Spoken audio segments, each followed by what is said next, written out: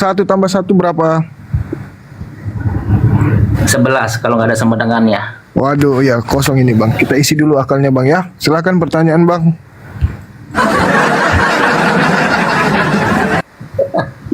Nanti diisi sama Iya bang nih. Juma, bang.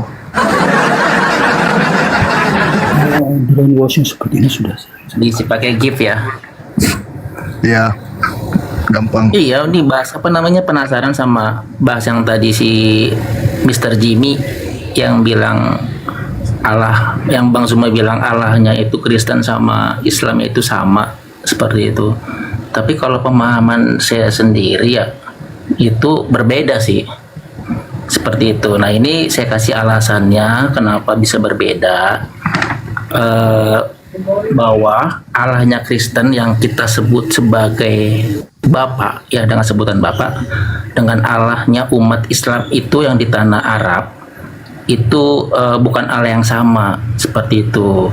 Ingat, kalau Allah Kristen yang benar ini Sang Bapa yang Maha Kuasa, itu bukanlah Allah sesembahan bangsa Arab yang umat Islam sembah. Mengapa berbeda? Sangat sederhana sih, karena Allah yang benar yaitu Allahnya Abraham, Ishak, dan Yakub yang diyakini oleh umat Yahudi dan disebut sebagai Bapa oleh umat Kristen. Tetap konsisten bahwa tidak ada pengampunan dosa tanpa penumpahan darah. Itulah mengapa orang Yahudi selalu mempercikan darah di atas untuk perdamaian. Dan Kristen, Yesus Kristus menjadi kurban dengan darahnya yang kudus untuk pengampunan dosa. Sedangkan Allahnya dari bangsa Arab itu tidak ada penumpahan darah untuk pengampunan dosa. Jadi itu bukanlah Allah yang sama, seperti itu. Ingat, Allahnya Abraham, Ishak, dan Yakub bukan Allahnya umat Islam, yaitu Allahnya yang diperkenalkan di tanah Arab di abad ke-7. Jadi kalau menurut penyimpulan saya, Oke bang, sudah cukup bang. Silakan bang Juma tanggapi. Iya, baik. Jadi ini sekali-kali kalau diskusi tentang agama ya, itu pakai akal dan pakai rasa malu juga sedikit. Kalau sudah nggak punya malu, pinjam sama tetangga juga nggak apa-apa. Kalau berbicara yang pertama, berbicara mengenai kurban, pertumpahan darah, Al-Quran itu sudah sangat terang menjelaskan kemudian bahwa di dalam Al-Quran dijelaskan fasalli li rabbika wanhar, maka dirikanlah sholat karena Tuhanmu dan berkurbanlah.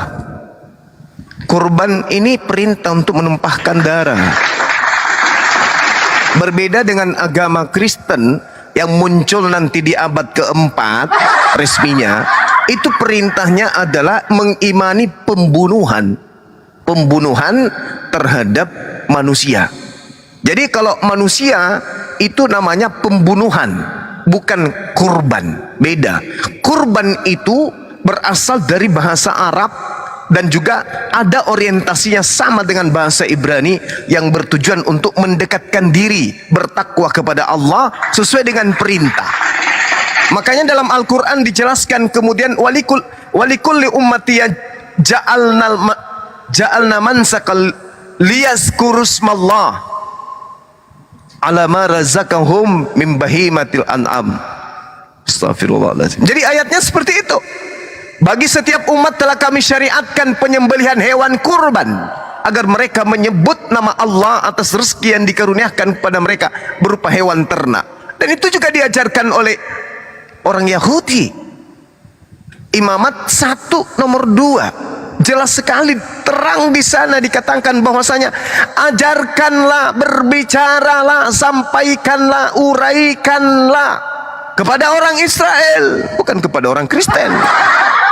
Apabila mereka hendak mempersembahkan persembahan kurban kepada Tuhan, haruslah persembahan mereka itu persembahan dari hewan ternak. Bani Ismail, Bani Ishak sama-sama kurban. Tapi kalau Kristen bukan kurban. pembunuhan. Jadi jangan Anda ngambil masuk-masuk seakan-akan Anda bagian dari kami. Enggak. Kristen itu agama yang muncul sebagai agama ardi, buatan manusia, bukan agama dari langit. Itu yang pertama. Kemudian yang kedua, Anda menyusahkan diri Anda dengan mengatakan bahwa Tuhan yang kami sembah tidaklah sama dengan Tuhannya saudara kami Bani Israel. Anda menyusahkan diri Anda.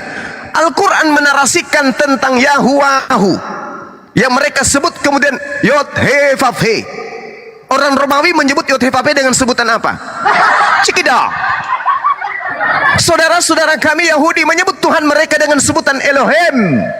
Kami menyebutnya dengan sebutan Allahumma. Elohim disebut oleh orang Kristen, orang Romawi, orang Yunani dengan sebutan apa? Cikibung. Kemudian orang-orang Yahudi menyebut Tuhan mereka dengan sebutan El.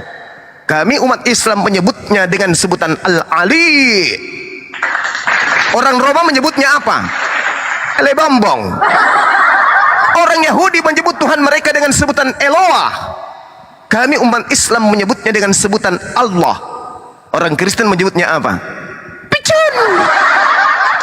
Orang Yahudi menyebut Tuhan pencipta langit dan bumi dengan sebutan Elohai. Kami umat Islam menyebutnya dengan sebutan Ilahi. Orang Kristen menyebutnya apa? Cikidot. Orang Yahudi menyebut Tuhan mereka dengan sebutan Saddai. Kami menyebutnya dengan sebutan Al-Qadir. Orang Kristen menyebutnya apa? Qadir Doyo, bukan? Jadi jangan Anda menyepelekan ini. Ini masalah besar. Ketika kami menyebutnya kemudian Allahumma, Al-Ali, Allah, Ilahi, Al-Qadir, Ar-Rahman, Ar-Rahim, itu adalah nama-nama Tuhan kami. Dan itu disahkan kemudian dalam pemahaman tradisi Yahudi bahwa Tuhan mereka itu sama dengan kami.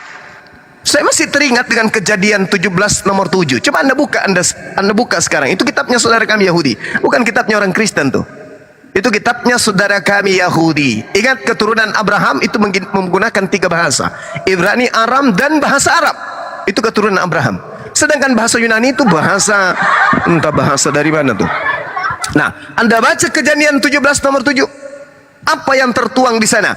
Wahai Abraham, aku akan menjadi Tuhanmu, Tuhan anak-anakmu, Tuhan keturunanmu secara turun-temurun. Inilah perjanjianku antara aku dengan kau.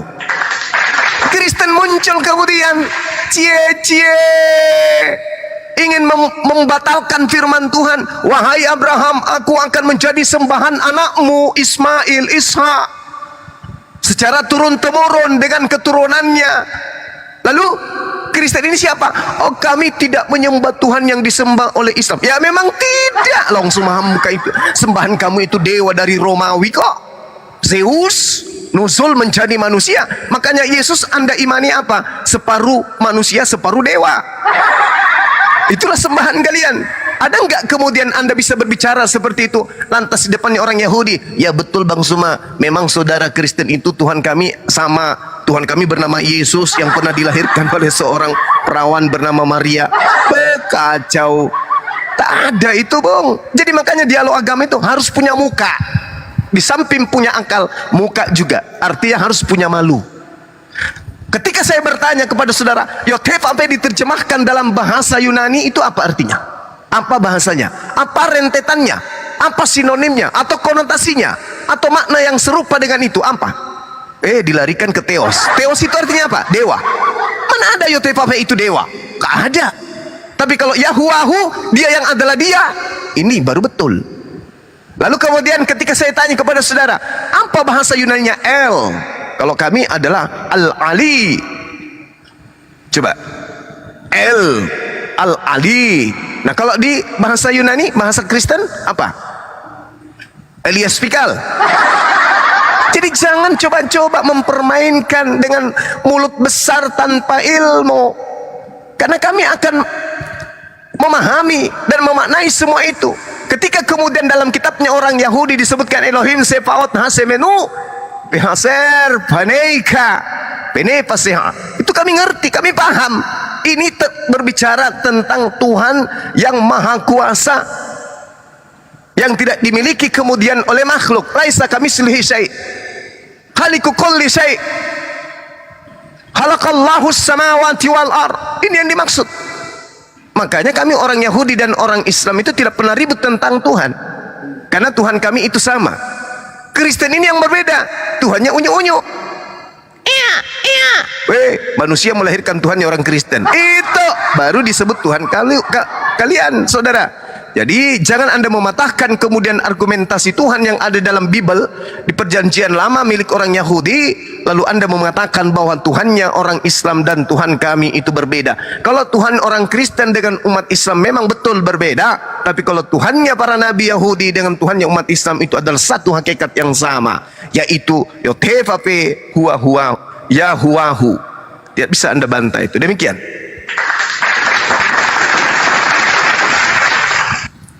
Ya, tapi gini loh Bang, ya kalau seandainya seperti itu, coba ada gak Bang, apa namanya, kalau di kita kan Allah mengorbankan anaknya, yaitu contoh Yesus seperti itu. Nah itu kalau Islam sendiri gimana Bang? Kalau di Alkitab, kalau di Al-Quran sih aku lihat kayaknya nggak ada Bang, yang ada malah diambil alih gitu sebagai penggantinya, kayak Simon dari Cinere seperti itu. Itu sih, Iya. Bang. Oke, saya hargai ya saudara. Bukankah pembunuhan terhadap Yesus itu justru melanggar firman Tuhan, melanggar firman Yod-Heh-Vav-He. Keluaran 23 nomor 7, jangan kau membunuh orang yang tidak bersalah. Mana perintah membunuh Yesus dalam Bible perjanjian lama? Ada? Tak ada. Hanya orang Kristen sendirinya ini yang aneh gitu loh. Bahwasanya kalau orang berbicara mengenai kurban, Bani Israel, Tuhannya itu murka semurka-murkanya ketika ada yang mempersembahkan manusia. Mana dalilnya? Imamat 18:21. Jangan kau membunuh seseorang, jangan kau serahkan, jangan kau korbankan seseorang, anak manusia untuk dipersembahkan kepada dewa Molok. Imamat 18:21. Itu perintahnya. Imamat 20 nomor 3.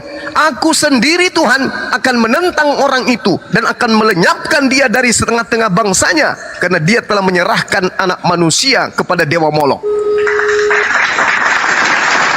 Mana perintahnya kemudian? Seperti yang Anda katakan, kalau di kami itu korbannya manusia. Mana perintah? Waalaikumsalam warahmatullahi wabarakatuh. Assalamualaikum Bang Sam. Ya, waalaikumsalam warahmatullahi wabarakatuh. Di mute dulu Pade. Assalamualaikum warahmatullahi wabarakatuh. Ya, jadi mana perintahnya? Sementara tadi saya sudah membacakan perintahnya di dalam kitab Imamat 1 nomor 2. Berbicaralah kepada orang-orang Israel, katakan kepada mereka, apabila seorang di antaramu hendak mempersembahkan persembahan kepada Tuhan, haruslah persembahanmu yang kau persembahkan itu adalah ternak, yakni lembu, sapi atau kambing, domba. Mana ceritanya di sini? Perintahkanlah kepada mereka untuk persembahkan anak manusia, yaitu Yesus, Bom-Bom atau Hercules. Mana ada? Enggak ada.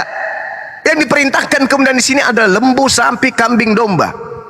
Begitu juga dalam Al-Quran. Tadi sudah saya bacakan kepada saudara bagaimana Al-Quran mengatakan dengan sangat jelas bahwa umat Islam disyariatkan penyembelihan kurban. Walikulli ummatin ja'alna mansaqal liyazkuru smallah ala ma razaqahum mim bahimatil an'am. Perintahnya kemudian untuk berkorban menggunakan hewan ternak. Yahudi hewan ternak, Islam hewan ternak. Hanya Kristen yang mempersembahkan manusia kepada dewa Molok. Anda nggak sadar di situ? Anda belum paham di situ? Belajar lagi, silakan. Iya, ya itu kan mungkin dari Bang Zuma gitu. Tapi kan kalau dari kita sendiri emang benar-benar tujuannya Yesus itu emang untuk disalibkan Bang, seperti itu. Kalau nggak disalibkan ya berarti dia gagal turun ke bumi. Itu sih kalau menurut saya. Oke, sekali lagi saya menghargai saudaraku Bali. Tapi sifat yang disifati ajaran dari langit itu kagak begitu. Tidak ada perintah kemudian baik di perjanjian lama maupun di perjanjian baru.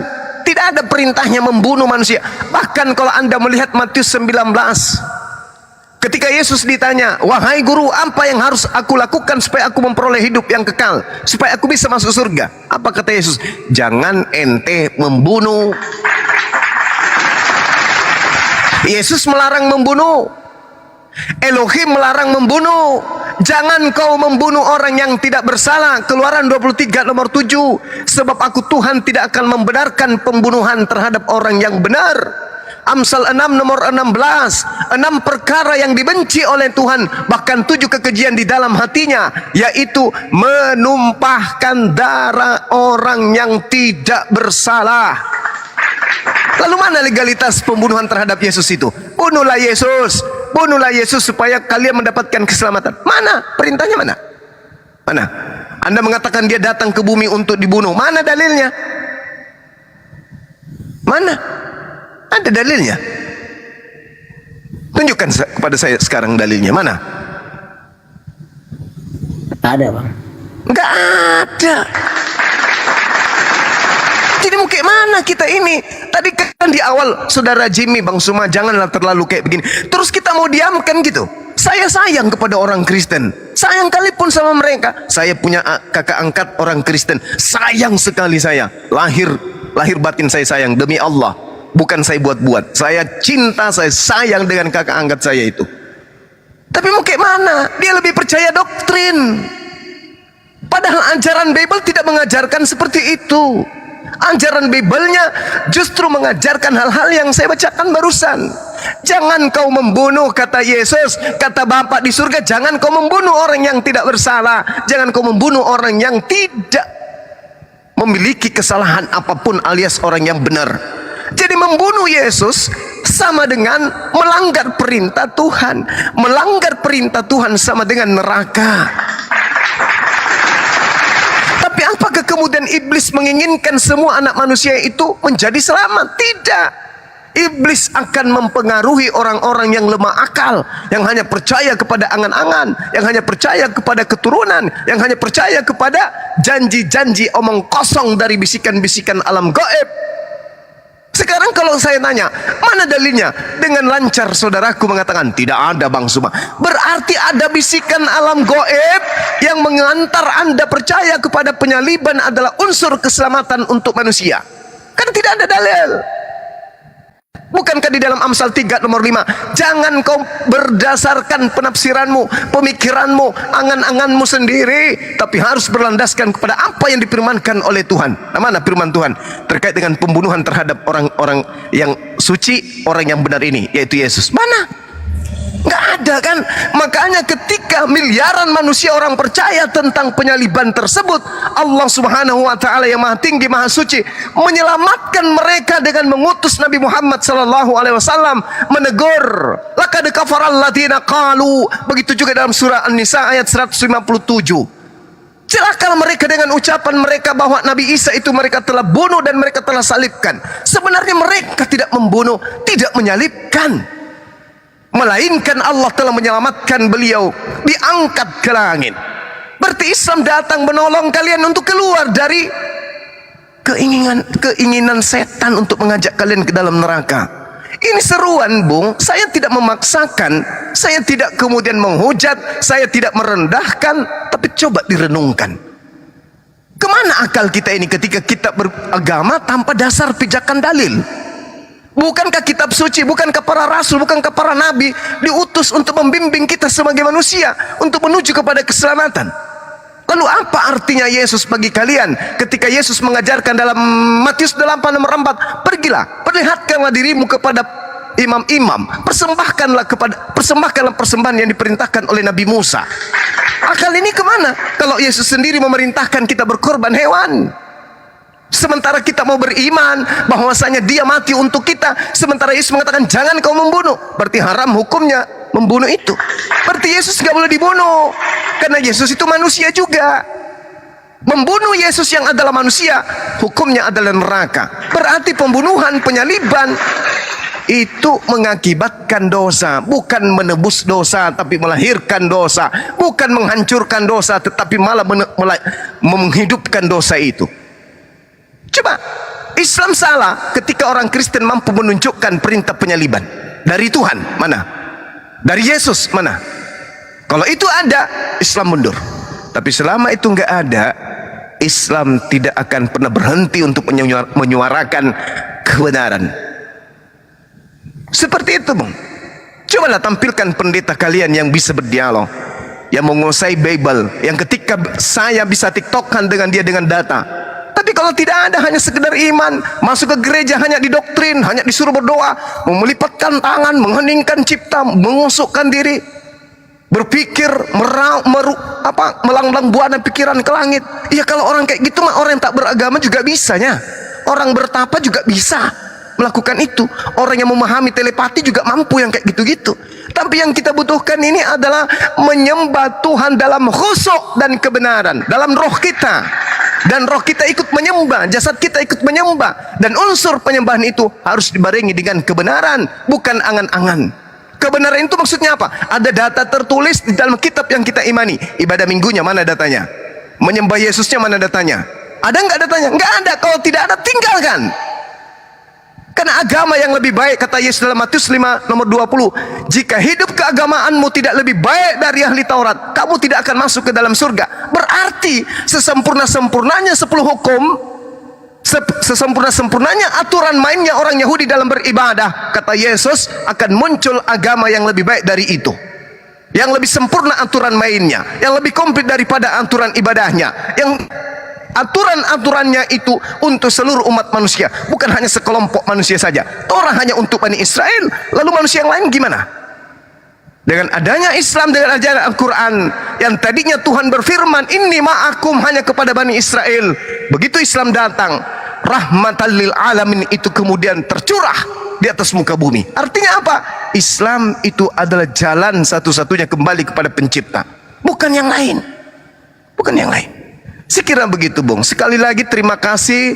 Kalau saudara sudah mengatakan bahwa perintah berkorban manusia itu tak ada dalam Bible, maka orang yang beriman terhadap, percaya terhadap penggantungan anak Maria di atas pohon, itu adalah penolong-penolong setan di dalam menyesatkan manusia. Kenapa? Karena hanya setanlah yang menginginkan pembunuhan terhadap orang yang benar. Setanlah yang menginginkan penganiayaan. Setan yang menginginkan pembunuhan terhadap utusan-utusan Tuhan. Oleh karena itu, siapa yang beriman percaya kepada hasil upaya setan, maka dia adalah pengikut setan. Sekira begitu, teman. Kemana beliau? Tadi udah lambaikan tangan, Bang. Jatuh, Host, jatuh. Oke, next kita sambut dulu ini Bang Job. Jos